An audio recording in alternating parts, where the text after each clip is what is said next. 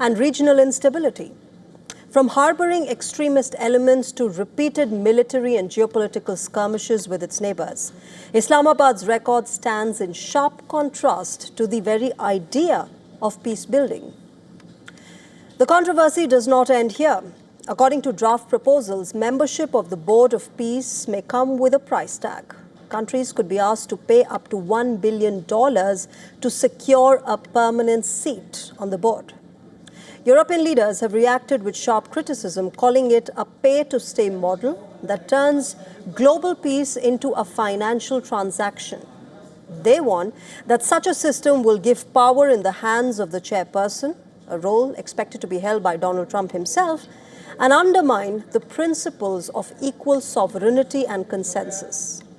The bigger question now looms over the future of the United Nations.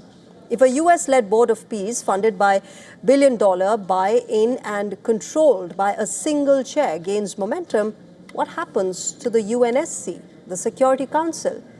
And so we come full circle. A leader angry at a Nobel Snub is seeking to rewrite global diplomacy. If Washington no longer feels bound by peace, then what is the Board of Peace really about?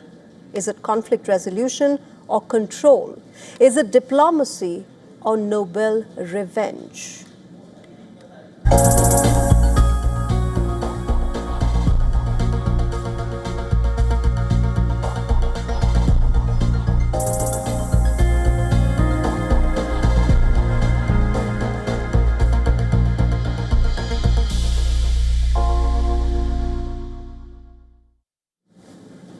Is the NATO showing moral wounds, and is the United Nations drifting deeper into a coma because of Greenland, a single island in the Arctic? It has triggered a transatlantic standoff that now threatens trade, military cooperation, and the very idea of collective security between the United States and NATO.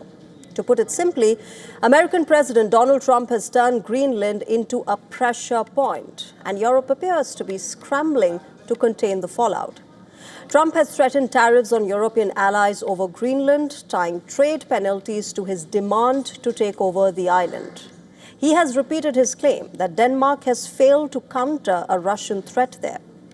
The US president has used that argument to justify American control, while insisting that Europe cannot secure Greenland on its own. Denmark and 7 other countries, European countries, they've recently increased their military presence in Greenland to calm security fears. Instead, this move has provoked a tariff threat. Trump said that he would impose a 10% levy on goods from these 8 countries until they agree to a deal for Greenland's purchase. Amid this threat of military expansion, according to German media reports, a group of 15 German soldiers have now returned early from Greenland after joining a European mission there to bolster the Arctic security. Trump's tariff threat also triggered an emergency meeting of the European Union ambassadors. These envoys agreed to intensify efforts to dissuade Washington while preparing retaliation if duties proceed. French President Emmanuel Macron has urged the EU to activate its never-used anti-coercion instrument, also known as a trade bazooka. It could restrict access to public tenders, investments, banking activity, or services trade. EU leaders also weigh a tariff package worth $107 billion on US imports. Germany, meanwhile, has pledged countermeasures against further American tariffs as well.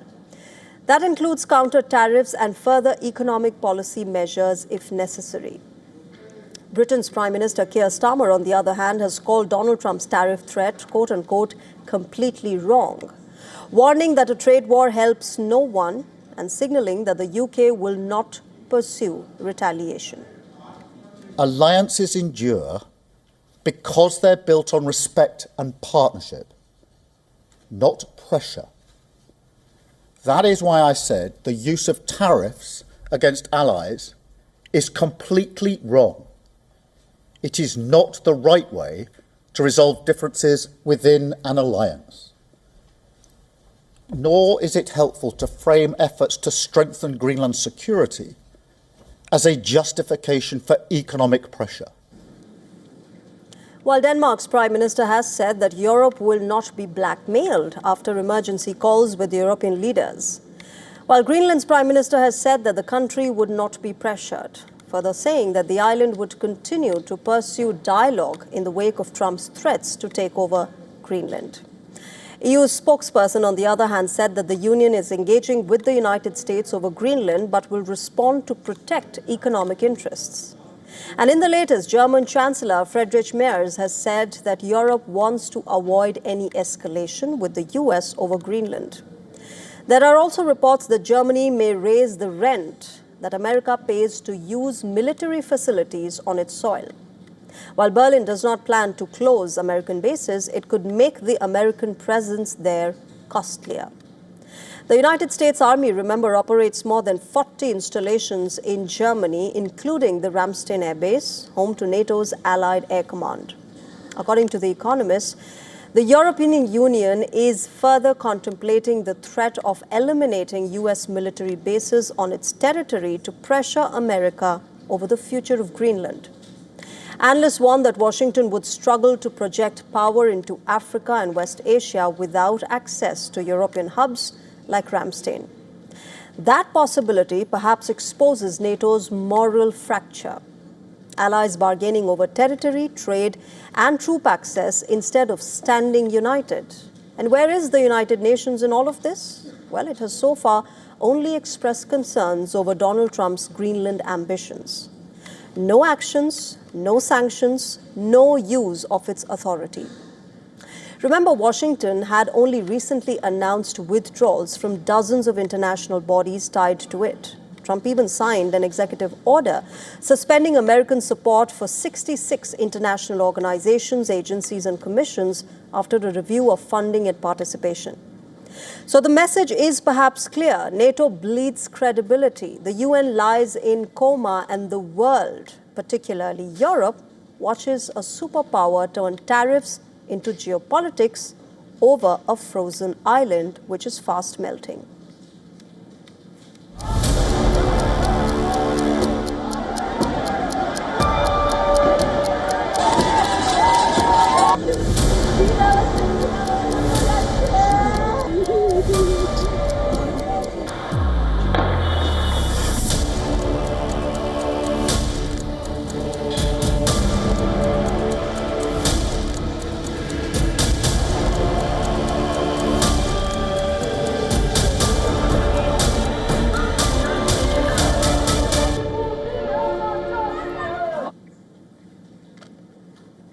Well, on to Iran now, where the country has issued one of its strongest warnings yet to the United States of America. It has warned that any American attempt to assassinate or remove the supreme leader, Ayatollah Ali Khamenei, would be treated as declaration of war.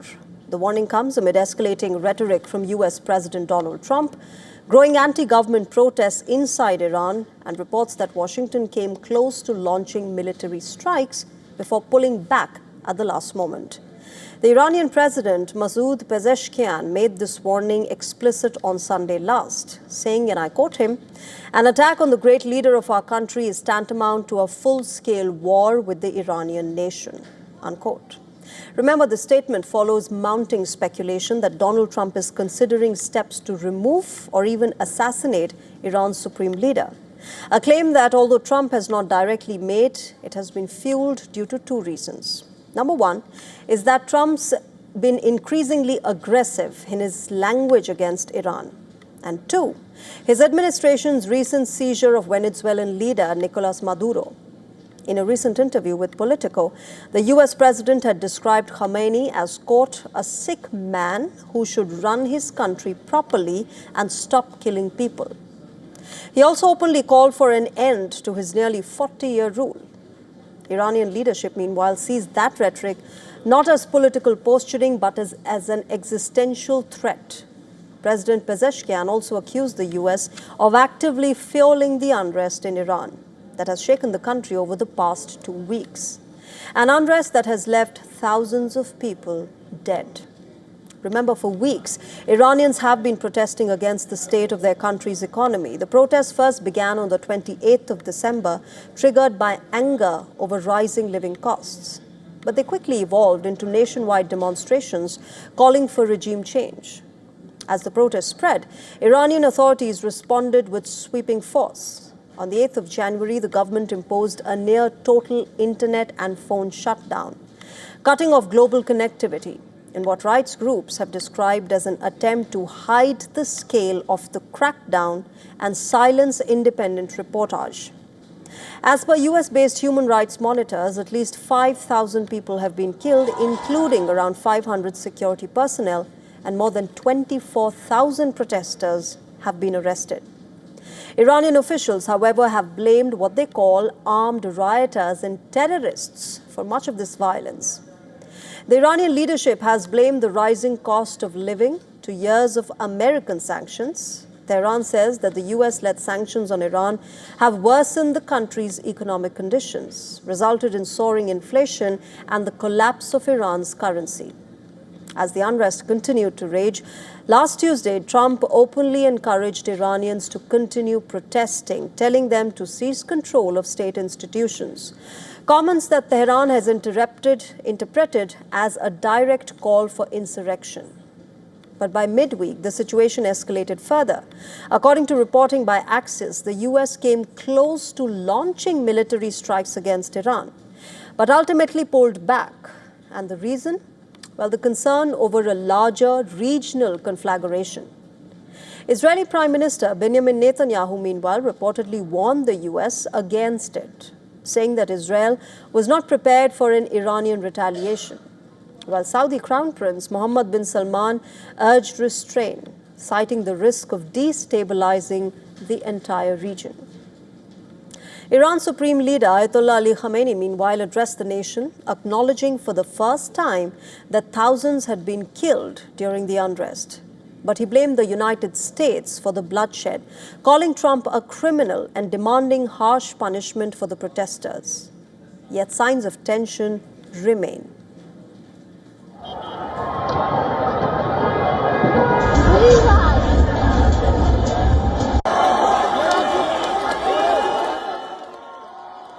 Although no street protests have been reported in recent days, remember, residents in cities like Tehran, Shiraz and Isfahan say that anti-Khamenei chants have been heard from apartment windows at night, a quieter but defiant form of resistance.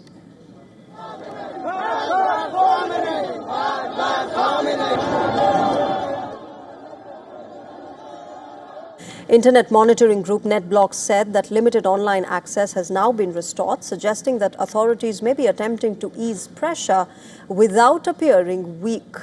Iran, remember, is telling America that any move against its supreme leader crosses the red line, one that could trigger a full-scale war. At the same time, Donald Trump appears caught between pressure to act and fear of igniting a regional conflict it may not be able to control. With protests subdued but not extinguished and the war of words sharpening now, the standoff remains very much volatile and unpredictable. And coming up on Gravitas, we tell you how Israel is blocking a major American buyout tied to one of its most sensitive defense technologies. Why does it matter in the ongoing war? We get you all about it.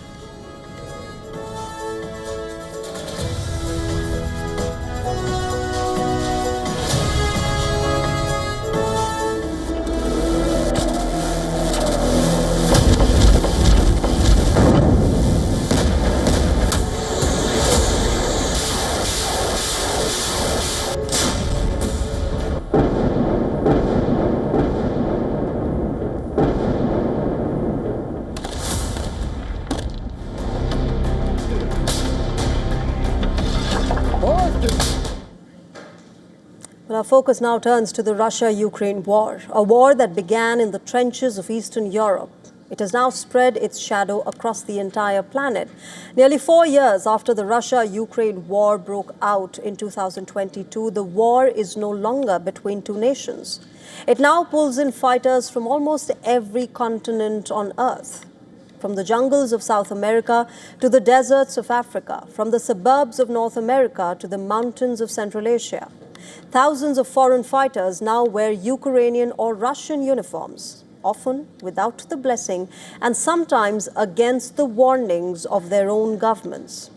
For some, this war defines a generation. For others, it is incentive of high pay. If they live long enough to collect it, let's begin in Europe, where the war still burns at its core.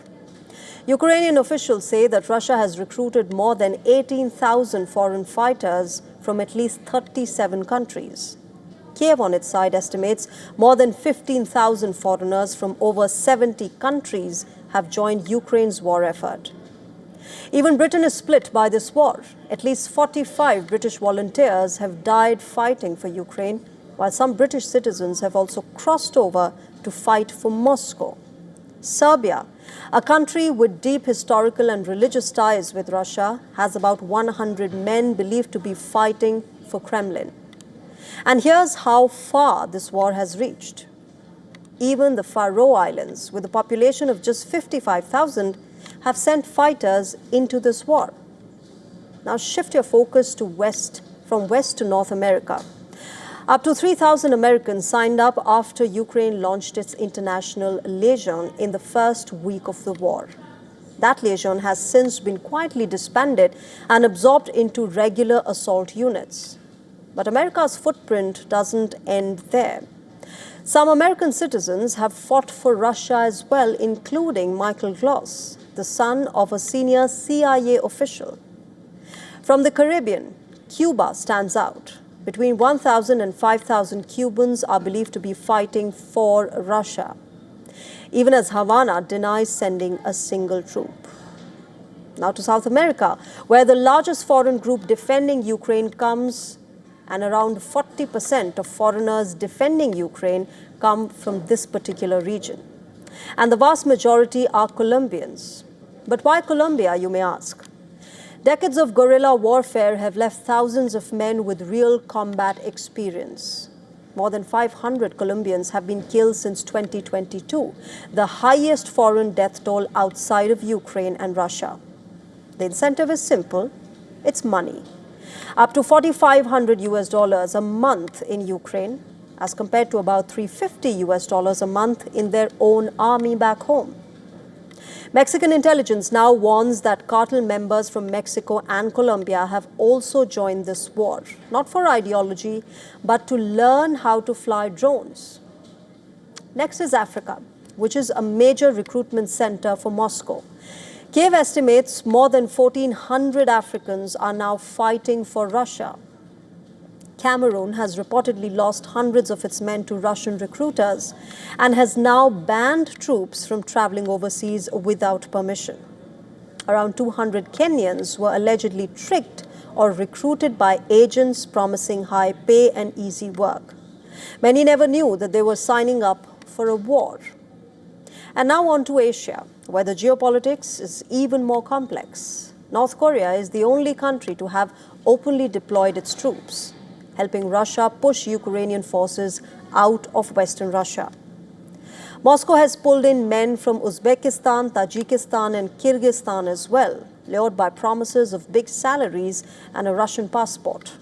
Hundreds from India, Nepal, and Yemen were reportedly deceived into fighting by shadow agents. Ukraine even captured 2 Chinese nationals.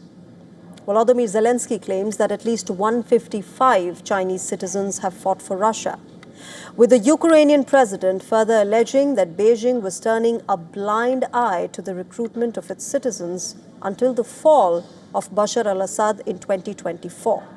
Hundreds of Syrian soldiers also joined Russia. And finally, Australia. Canberra urges its citizens not to travel to Ukraine, but some still go, perhaps drawn by ideology, adventure, or the illusion of easy and quick money.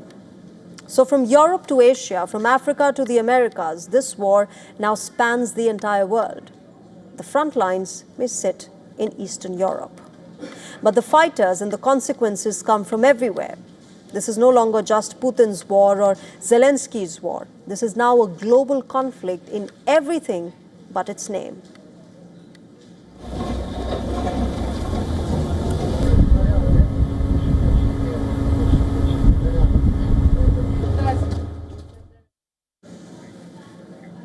Moving on, the hypersonic race is accelerating, but Washington is falling behind.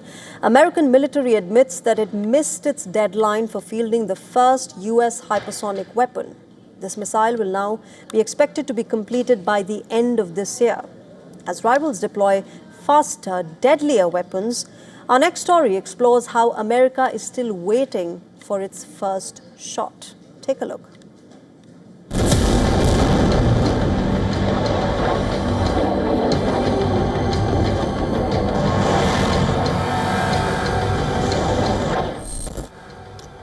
Missile that fly faster than sound, faster than defense systems can react. Hypersonic weapons are changing warfare, and the United States is struggling to keep pace. Despite spending more than $12 billion on its hypersonic program, the U.S. has once again missed its deadline to field its first operational missile.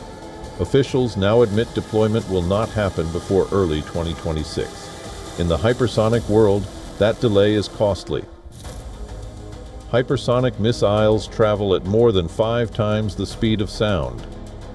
They can maneuver mid-flight, fly at lower altitudes, and carry multiple warheads. Most existing missile defense systems were never designed to stop them. That makes these weapons not just fast, but virtually unstoppable. While the U.S. waits, rivals move. Russia has already used hypersonic weapons in combat. Moscow's Kinzhal and the newer Oreshnik missile have been showcased as symbols of technological dominance. Russian officials boast that Oreshnik can strike targets across Europe in minutes, leaving almost no warning time. China, meanwhile, is racing ahead. Beijing has tested multiple hypersonic glide vehicles and integrated them into its broader military strategy. For Washington, the problem is not ambition, it is execution. Technical hurdles, failed tests, and complex supply chains have slowed progress. Each delay widens the gap between the U.S. and its competitors, raising concerns inside the Pentagon about deterrence credibility. Military planners warn that hypersonic weapons are not just about speed, they compress reaction time. Leaders may have minutes, not hours, to decide how to respond. In such a world, hesitation becomes vulnerability.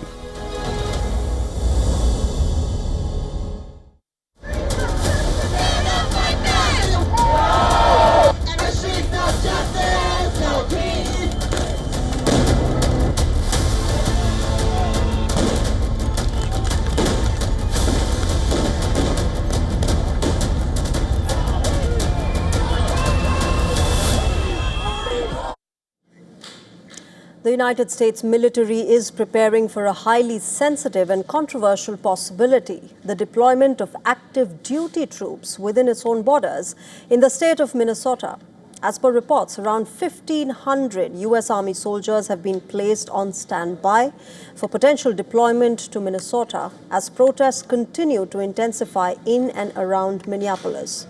The Pentagon says this does not mean deployment is imminent, but the preparations themselves are already raising alarms. According to reports, 2 battalions from Alaska's 11th Airborne Division have received prepare to deploy orders. Their possible roles could include crowd control or support for the law enforcement, similar to how active duty troops were used during unrest in Los Angeles last summer. Military officials say that this is about readiness, not action. The White House echoed that position, saying the Pentagon must always be prepared to carry out the president's orders if called upon. At the same time, Minnesota has mobilized its National Guard, though state officials insist that Guard members are not currently deployed on the city's streets. The Guard says it is staged to support public safety, including traffic control and protecting the right to peaceful assembly.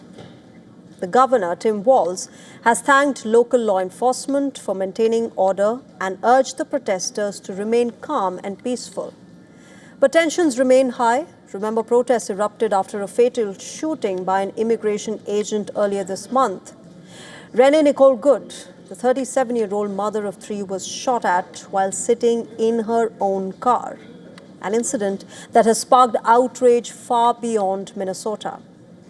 That anger has only grown as federal immigration enforcement expanded under what the Trump administration calls Operation Metro Surge, a large-scale deployment of ICE, Border Patrol, and other federal agents into the Twin Cities.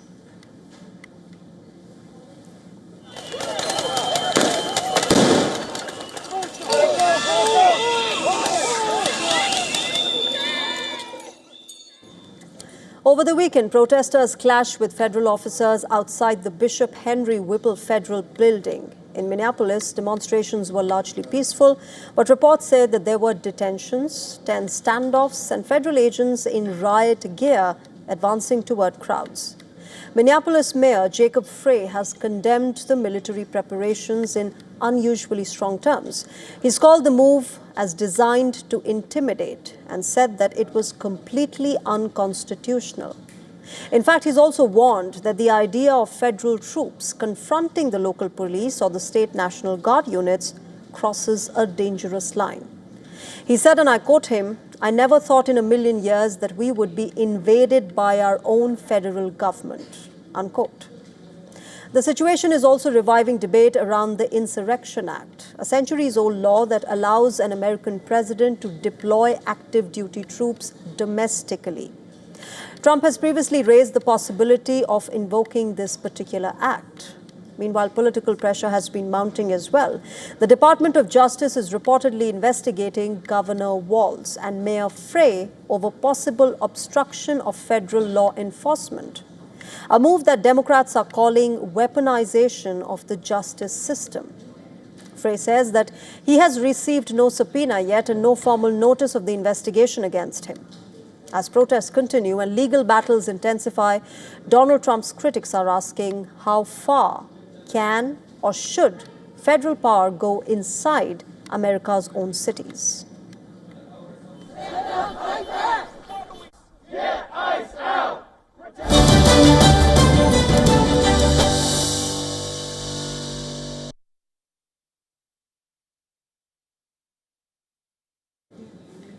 Well, Davos 2026 has begun. The World Economic Forum is going to be seeing a convergence of several leaders from across the world, as well as business heads and CEOs. Take a look at our next report that tells you all about it.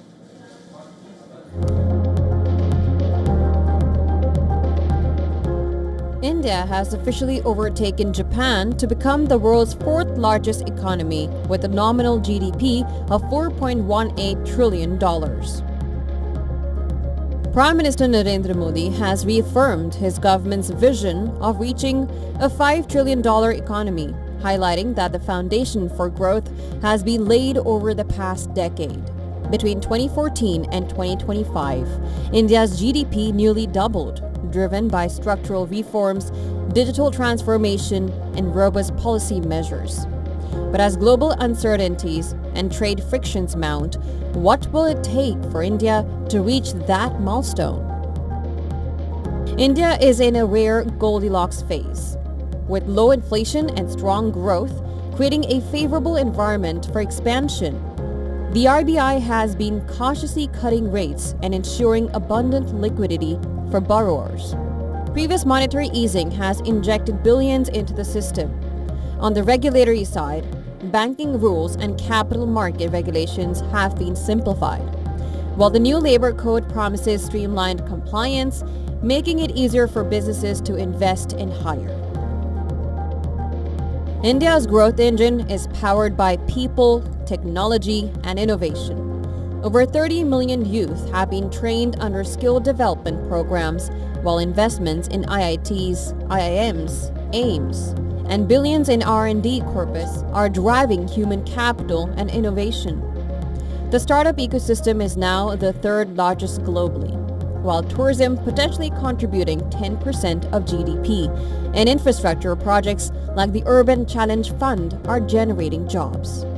Manufacturing and the automobile sector have also expanded rapidly, with the industry now the third largest globally and a turnover exceeding 22 lakh crore rupees. However, challenges remain. Exports are subdued amid global trade tensions, and manufacturing capacity utilization has fallen. Economists predict that while India is on track, sustaining the path to $5 trillion will require continued reforms, strategic investment, and the productive absorption of capital. It's also crucial to turn volatility into opportunity, with India already solidifying trade deals with multiple countries to offset U.S. hostility. Still, a trade deal with the U.S. in the first half of 2026 will help its prospects and boost foreign investor confidence in India's growth story.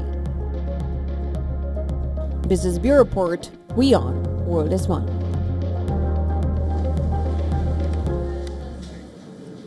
And we've got our WION team on ground getting you the latest updates from Davos. I'm right now joined by Assistant Editor for Foreign Affairs, Siddhant Sibbal. He's joining us from Davos. Siddhant, day one, take us through what all happened. There's a lot of excitement, also a lot of, jitters as far as Donald Trump coming there with the largest ever contingent is concerned.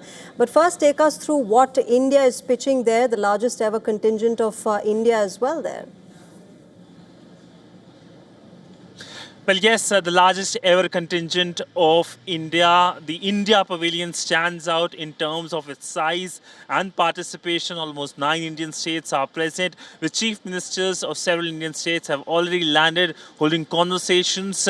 This is a forum which is seen as the premier networking forum to seek investments. And in the past, India has hit jackpot as well. But globally, it will be closely watched for the US President Donald Trump's address on Wednesday at a time when the cross-Atlantic tiff over Greenland is only growing. There will be European countries as well. Their statements will be closely noticed as well.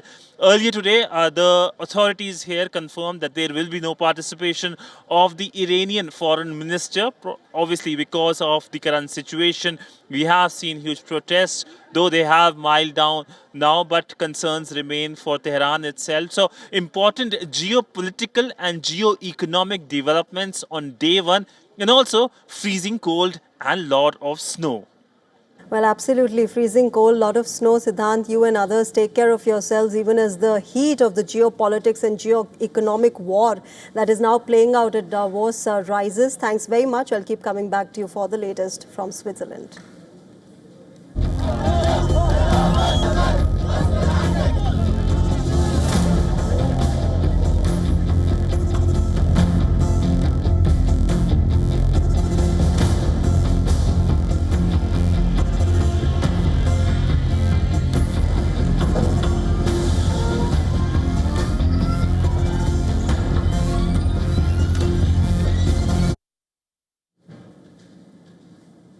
The Syrian government and the Kurdish-led Syrian Democratic Forces have announced an immediate and comprehensive ceasefire, bringing a halt to nearly 2 weeks of intense and deadly fighting across multiple fronts. The announcement was followed by a high-level talk in Damascus between President al-Shara and the United States Special Envoy to Syria, Tom Barak. Al-Shara confirmed that under the new agreement, the Syrian army will assume control of 3 key eastern and northeastern provinces: Raqqa, Deir az-Zor and Hasakh. These territories that have long been administered by the SDF. Along with these 3 provinces, the SDF will be integrated into Syria's defense and interior ministries as part of a broader 14-point framework aimed at reasserting central state authority. Scenes of celebration were reported in Raqqa, where residents took to the streets, hoping for an end to the prolonged violence.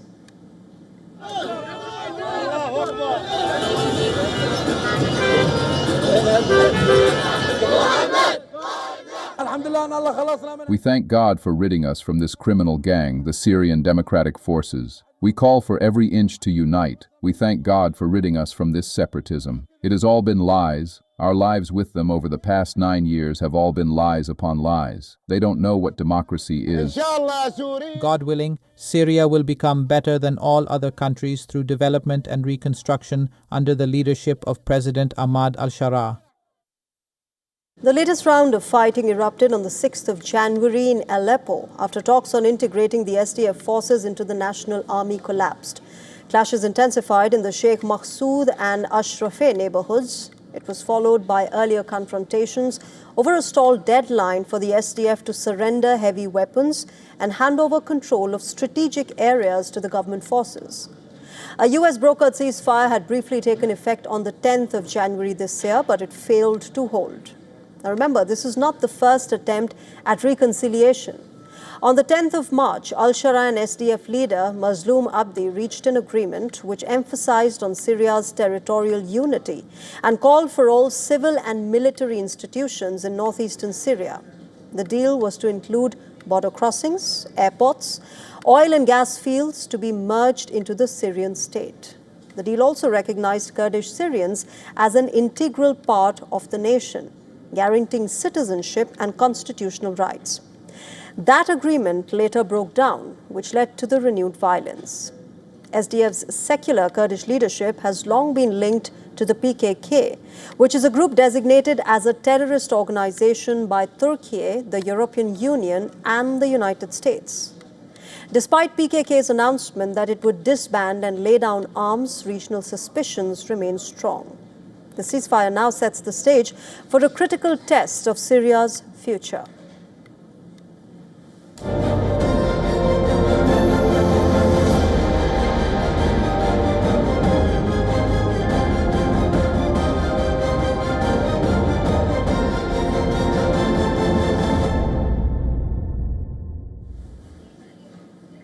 Is Britain unsafe for Jews? Because reports say that the US President Donald Trump's team is discussing providing asylum for them in America. According to Britain's Telegraph newspaper, discussions are underway within the Trump administration about offering refuge to British Jews who say that rising anti-Semitism has made the UK unsafe. The claim comes from Trump's personal lawyer. It has sparked political controversy on both sides of the Atlantic, raising serious questions about asylum, demographics, and how anti-Semitism is being framed in the post-Gaza war era. The report talks about Robert Garson, who is Trump's personal lawyer and a former British barrister. Garson has reportedly told the British Daily that he has held conversations with the US State Department about granting asylum to Jewish people living in the UK. Garson said, and I quote, "The UK is no longer a safe place for Jews." He's argued that anti-Semitism has surged following the October 7th Hamas attack on Israel, and that the war that followed in Gaza made it worse. He cited the recent Islamist attack on a synagogue in Manchester, as well as what he described as widespread anti-Semitism at protests opposing Israel's military campaign. To be clear, the White House has not confirmed the discussions and did not immediately respond to requests for comment. But remember, Garson's statements come amid heightened tensions in Britain, where mass demonstrations against Israeli action in Gaza have drawn hundreds of thousands of people. Some supporters of Israel have reportedly argued those protests are motivated by anti-Semitism. But critics say that they are political demonstrations against civilian deaths in Gaza, where tens of thousands of Palestinians were killed during Israel's military response. But Garson, well, he's taken the hard line. In a US television interview in late 2023, Garson described pro-Palestinian protesters in New York and Los Angeles as, and I quote, marauding mobs. He accused them of shouting anti-Semitic chants and calling for violence against Jews. Now, in his latest comments, Garson went even further, saying that he sees, quote, no future for Jews in the United Kingdom, unquote. He's placed much of the blame on the British Prime Minister, Keir Starmer, accusing his government of allowing anti-Semitism in the country to grow unchecked. Garson's argument for asylum was not framed only in humanitarian terms. He's described British Jews as a highly educated community, adding that they speak English natively and do not have a high proportion of criminals. Now, those remarks have already drawn criticism for echoing what has been described as selective and exclusionary view of immigration, particularly at a time when the Trump administration has taken a hardline stance on refugees. More broadly, remember, in October last year, the Trump administration announced plans to cap refugee admissions in 2026, at just 7,500 people, with most slots reportedly reserved for white South Africans. It remains unclear how or if British Jews would fit into that already limited quota.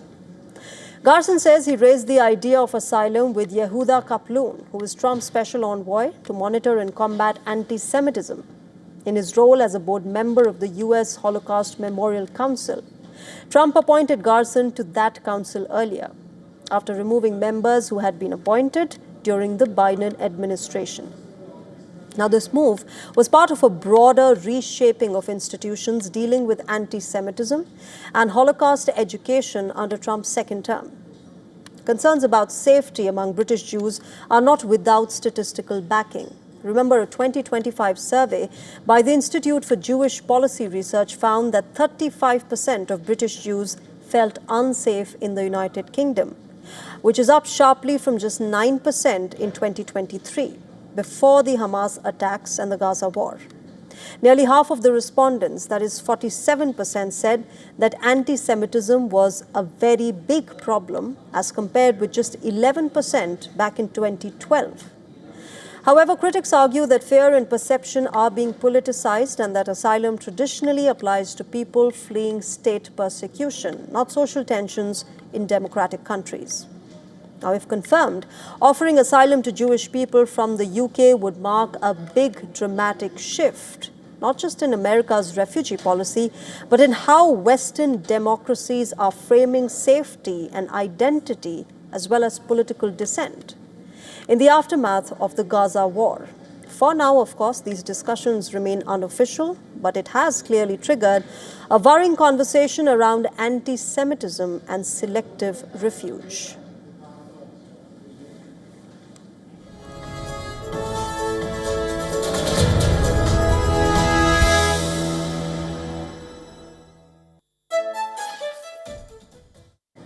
Moving on, Israel is blocking a major American buyout tied to one of its most sensitive defense technologies, in a move that signals a hard pivot toward military self-reliance. According to Israeli media, Israel's defense ministry has blocked an American firm from taking control of a key software company behind the Iron Dome. Israel is reportedly not willing to risk foreign ownership over the digital brains of its air defense shield. The block deal would have handed US-listed Ondas Holdings control of Emprest, the Israeli company that builds command and control software central to the Iron Dome and other key air defense systems. Ondas planned to spend about $100 million to buy out shareholders, valuing Emprest at over $200 million.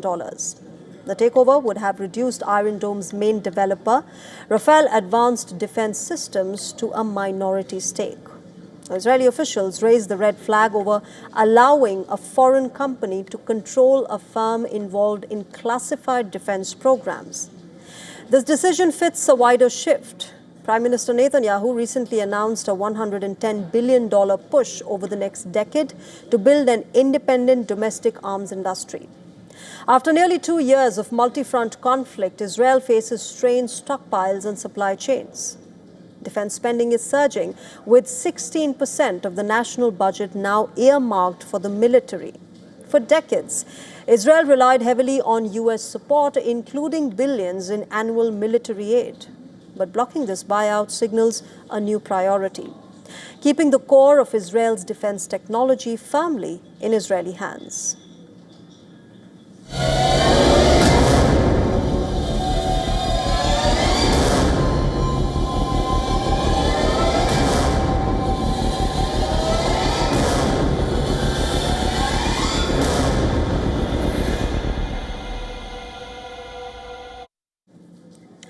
Guatemala has declared a nationwide emergency after a wave of coordinated gang violence inside several prisons left at least 7 police officers dead. The violence began after riots broke out in multiple prisons where inmates linked to powerful criminal gangs suspected to be Mara Salvatrucha and Barrio 18 protested the new government restrictions aimed at cutting off privileges being enjoyed by the jailed gang leaders. During the unrest, dozens of prison guards were taken hostage, forcing authorities to launch large-scale security operations. But once order was restored inside the prisons, the violence spilled onto the streets. As retaliation, the suspected gang members carried out coordinated attacks on police patrols in and around the Guatemala city and the nearby regions. Officers were ambushed, shot at, and targeted in what is being described as a direct challenge to the state. In response, President Bernardo Arévalo declared a nationwide state of emergency, granting security forces powers to carry out arrests, searches, and military deployments.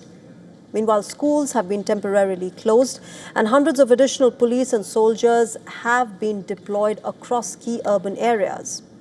Authorities say both gangs have long used prisons as command centers to orchestrate violence outside of jails.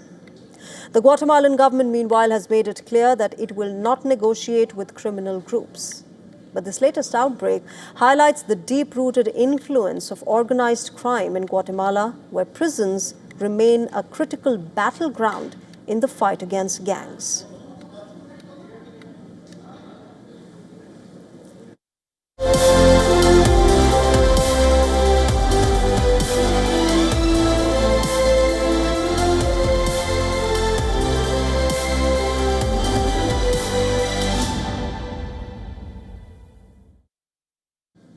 China is mourning the death of an unlikely and beloved social media influencer, a government official who swapped podiums for horseback and used digital platforms to showcase the beauty and livelihoods of Xinjiang.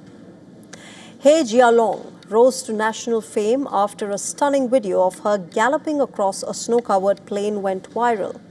Draped in a flowing red cloak lined with white fur, she cut a striking figure against the winter landscape, capturing the imagination of millions and turning her into a symbol of Xinjiang's tourism push. That same passion for promotion ultimately cost her her life. He Jialong died from injuries sustained in a work-related riding accident while preparing for a promotional shoot in Bol City. This incident occurred in early January as she was getting ready to film content for local agricultural e-commerce. She fell from her horse and was rushed to a hospital in the Bortala Mongol Autonomous Prefecture. In 2023, she was appointed director of the Xinjiang Regional Agricultural Products Brand Development and Marketing Service Center.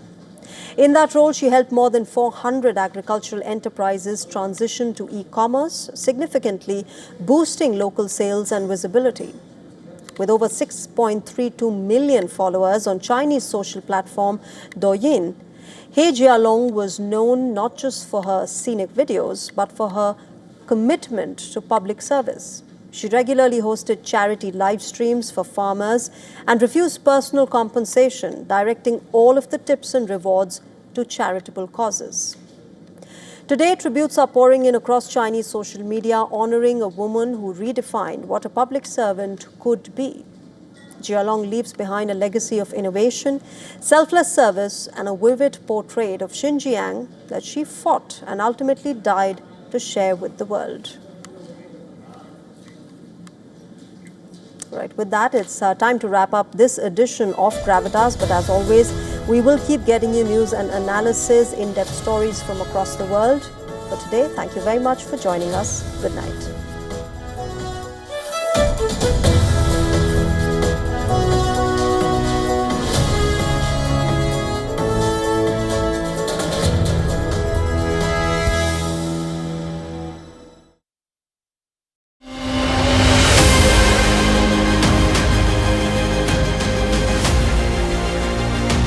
This is our brand new edition of South India, a daily dynamic show that will capture the pulse of the southern Indian state.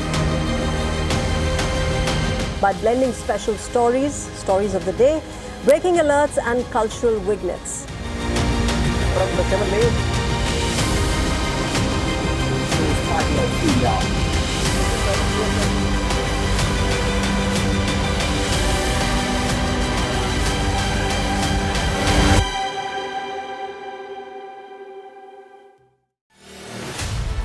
The world's most powerful minds gather.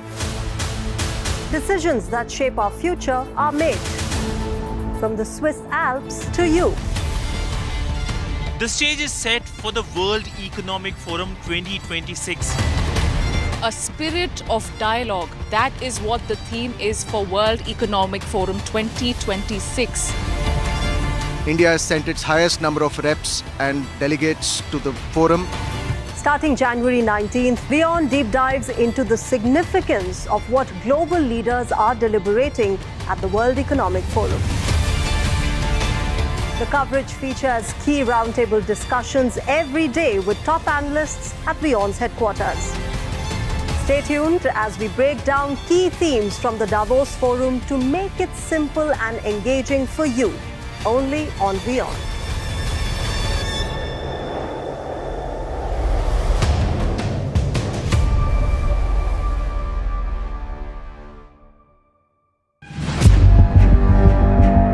Where darkness hides behind every corner.